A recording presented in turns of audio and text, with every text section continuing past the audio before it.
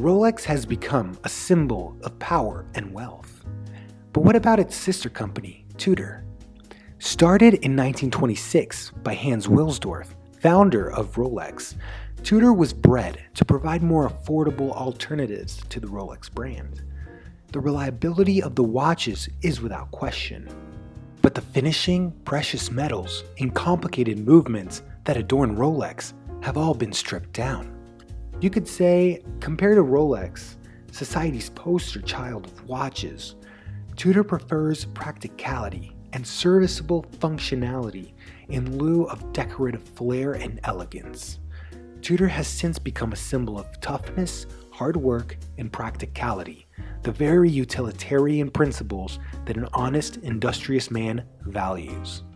So, what makes the Tudor Black Bay GMT utilitarian?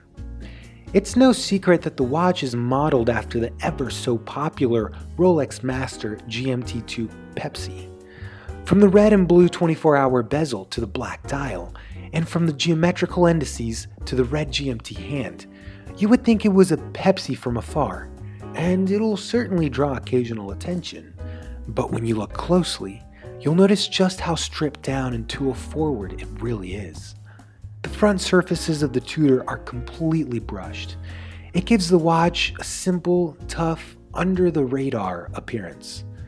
Accompanying the full frontal brushing is an old-fashioned aluminum bezel.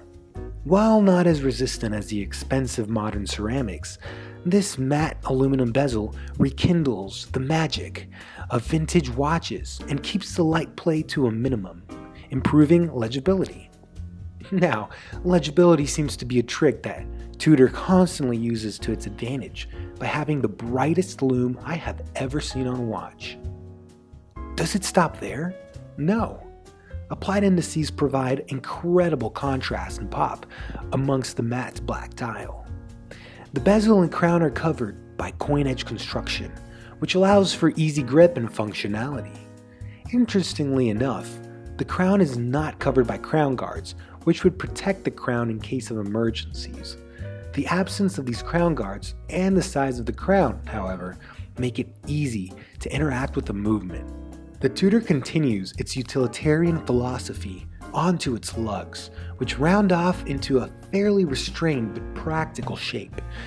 By keeping the lug-to-lug distance at 50mm and using female end links, smaller wrist sizes can also enjoy the benefits of this proper tool watch. The end links and the bracelets keep up the restrained and simplistic rounded geometry throughout, until meeting at the clasp. Now, the clasp is nothing to write home about, until you realize how flush the clasp is with the bracelet. This flush design prevents uncomfortable situations you might find with thicker clasps, and makes it easy to wear just about anywhere, especially at your office desk. The geometry is rounded, wide, and unpretentious, evoking a feeling of a 60s tool watch. But the Tudor doesn't put all its chips on 60. It raises the blind at a contemporary 41mm case, larger than that of the Rolex, and completes the bet with a whopping 15mm of thickness. Brutal and chunky that watch is. It controversially sits like a thick metal slab, which is easily apparent due to the fully polished sides. It's as if the watch wants to be used as a gargantuan beater, unfazed by the rigors of everyday life. The in-house movement MT5652 stands head and shoulders above the rest at its price range.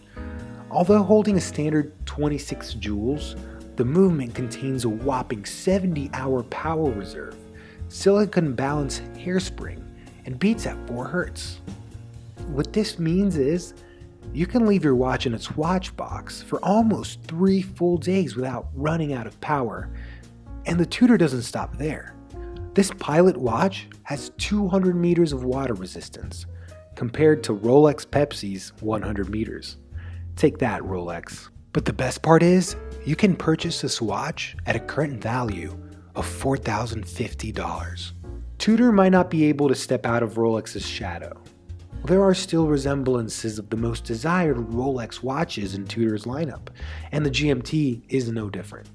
But Tudor doesn't need to step out of the shadow entirely.